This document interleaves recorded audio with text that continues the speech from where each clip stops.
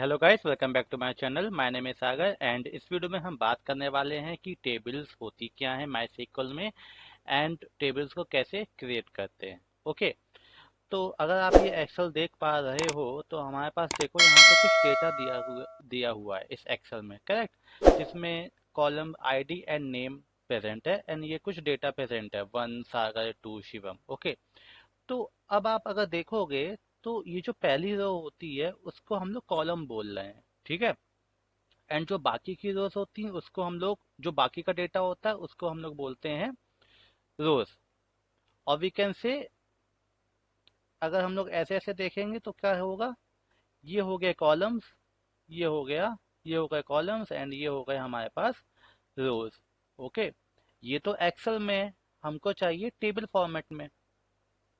अब why do we want it in a table format? Because databases deals with tables and table is a combination of rows and columns, है ना। तो same चीज हमको बनानी पड़ेगी अपने डेटाबेस में। तो चलिए अपने अपना वर्क बेंच खोलते हैं।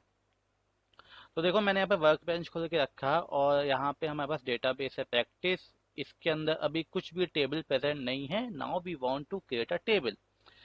तो उसके लिए हम लोग यहाँ पे क्या करेंगे, पहले हम लोग सिलेक्ट करेंगे अपना डेटाबेस। तो हमारा डेटाबेस है प्रैक्टिस, इसको हम लोगों ने रन किया। ओके, अब हमको बनानी है टेबल। टेबल तो बनानी है बट टेबल के अंदर क्या क्या होना चाहिए, टेबल के अंदर आईडी कॉलम होना चाहिए एंड नेम कॉलम होना चाहिए। ठीक है, चलिए फिर इसको बनाते हैं। तो हमने यहाँ पे लिखा क्रिएट टेबल और यहाँ पे लिखेंगे टेबल का नाम। तो हमारे केस में हमने स्टूडेंट ले लिया, ठीक है। अब यहाँ पे देते हैं कॉलम्स के नेम। तो हमने दिया आईडी कॉमा नेम और इसको बंद कर दिया, करेक्ट। अब अगर इसको हम लोग रन कर देंगे तो देखो क्या होगा, यहाँ पे एरर आएगा। क्रिएट टेबल, देखो ये एरर आ रहा है, क्रिएट टेबल स्टूडेंट एरर। अब एरर क्यों आ रहा है मैं आपको बताता हूँ। अभी तक हम लोग ने यहाँ पे क्या लिखा है कि सिर्फ कॉलम्स के नेम लिखे हैं, है ना। अब जब हम टेबल्स के अंदर डेटा इंसर्ट करेंगे तो किस टाइप का डेटा इंसर्ट होना है किस कॉलम में, वो भी तो हमको देना पड़ेगा, करेक्ट।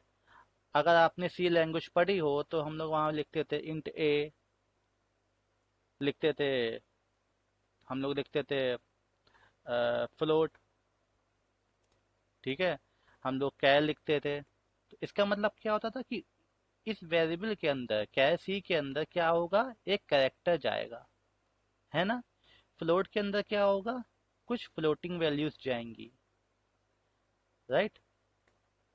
इंट मतलब क्या होता था कि हाँ कुछ इंटीजर वैल्यू अंदर जानी है। ऐसे ही अगर हमने यहाँ पे आईडी सपोज को एक वेरिएबल है तो वेरिएबल का डेटा टाइप भी तो हमें डिफाइन करना पड़ेगा। तो जो आईडी है वो होनी चाहिए इंट, ना इंट टाइप की। तो हमने यहाँ पे इंट दे दिया और we can write integer also. Okay, अब नेम जो होगा वो होगा स्ट्रिंग, तो we can write varchar, varchar, ठीक है। अब इसके अंदर देखो जो नेम होता है बहुत बड़ा नेम है, कॉम्बिनेशन ऑफ कैरेक्टर्स हैं, अल्फाबेट्स हैं, तो ये एक एक्ट ऐसा एरे। अब एरे का हम लोग क्या देते थे, साइज। तो यहाँ पे हमको साइज देना पड़ेगा। मैंने बोला कि जो नेम का साइज होगा वो 30 तक हो सकता है, 30 कैरेक्टर्स हो सकते हैं, ठीक है। अब अगर हम इसको रन करें, टेबल बन गई। अगर इसको यहाँ पे रिफ्रेश करेंगे तो देखो क्या होगा, हमारे पास एक टेबल आ गई स्टूडेंट जिसमें कॉलम्स हैं ID and name. But if we do select star from this table we will not seeing any data, because अभी तक हम लोग ने डेटा तो इंसर्ट नहीं किया ना। अभी हम लोग ने सिर्फ इतना काम किया है, ये स्ट्रक्चर बनाया है, इसको बोलते हैं स्कीमा बनाना। अगर कोई बोले कि टेबल का स्कीमा क्या है तो आप क्या बोलोगे, आईडी एंड नेम, ये हो गया डेटा, है ना। चलो, तो हम लोग ने क्या किया अभी तक, इसको मिनिमाइज करते हैं। मिनिमाइज हो जा भाई, कहाँ से मिनिमाइज करते, ठीक है ये कैंसिल किया मैंने। ओके, तो अभी तक हम लोग ने क्या काम किया आपको समझ में आया। अभी तक हमने क्या किया है, हमने लिया इंट आईडी, सिर्फ वेरिएबल को डिफाइन किया है। और क्या किया, स्ट्रिंग नेम, ठीक है। अभी तक हम लोग ने सिर्फ ये किया है, अभी हम लोग ने ये नहीं किया कि id इज इक्वल टू